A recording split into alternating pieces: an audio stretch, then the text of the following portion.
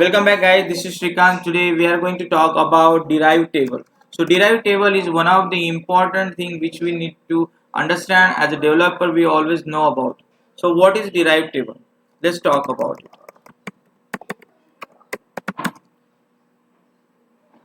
Derived table. So name itself suggests that it's a derived. It's a basically table. Okay. Oh fine. It's table. Table means it will have the rows and column. Then again it is derived. So it is derived from something and we are naming it as a derived table. In a SQL server or in a SQL part, derived table is very important when we want to create a data set which is on the fly, which is basically scope basic and which we want to use only for the specific query. Last video we talked about the CT. So CT was being used and it was also having a scope. But when you go for a CT, you can use that CT multiple times in a query. You can do multiple joins with the same CT. For example, I have 3 query running in a one scope. So I can use that CT in 3 query. But when I say I want to go for the derived table, even though you can create a derived data set, even you can create a result set, which is basically like a table, but you can't use that derived table in multiple queries. If you want to use that derived table in multiple queries, you need to create derived table for each and every query. So that's the basic difference. Okay. So how the derived table looks like? For example, let's say I'm saying select star from.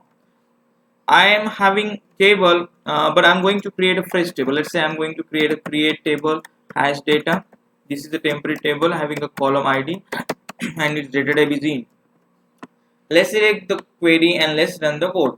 Now let's insert some data. Insert into hash data and the value is select 1. So I'm going to insert single row in the table. I'm running the query. So the moment I run the query, I see a message that one row has been successfully inserted. Okay. I'm going to write a query select star from hash data. So what exactly I can get by looking at this query? I can get an idea like this is the table. This is the table has data. Even though it is temporary, it doesn't matter to me. It's a table. So this is a table, and from this table, I'm pulling all the column because I mentioned asterisk. So star means all the columns. Perfectly fine. As this table is having only a single column, so it doesn't matter. But let's run it. Fine.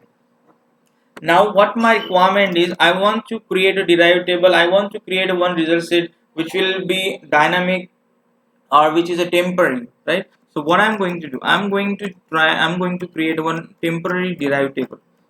So how could I do that? So derived table is a derived version of a table. Let's say I'm writing select 1a.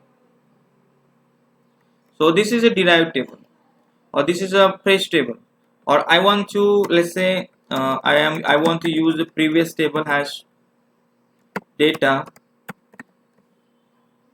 and do some manipulation here. Let's say id is in column, so I want to add here 1 and then b on a dot id is equal to b dot id. I'm specifying the column name for this.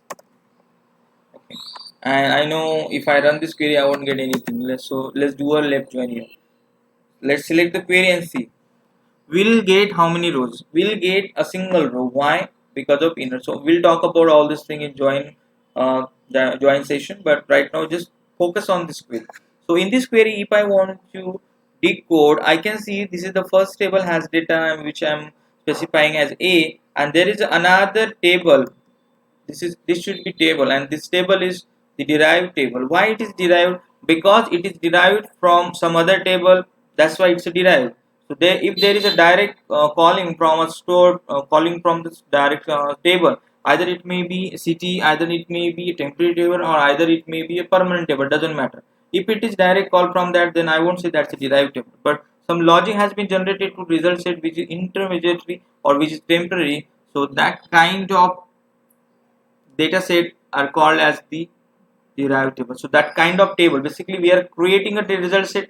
So creating a result set is like creating a data. Creating data means creating a table. So that table is generated on the fly. That's why name itself is derived table. Hope you guys enjoyed and like our video. If you really like our, please don't forget to share and subscribe channel, and if you really like it, please don't forget to comment over the comment section. Thanks for watching. Have a great day.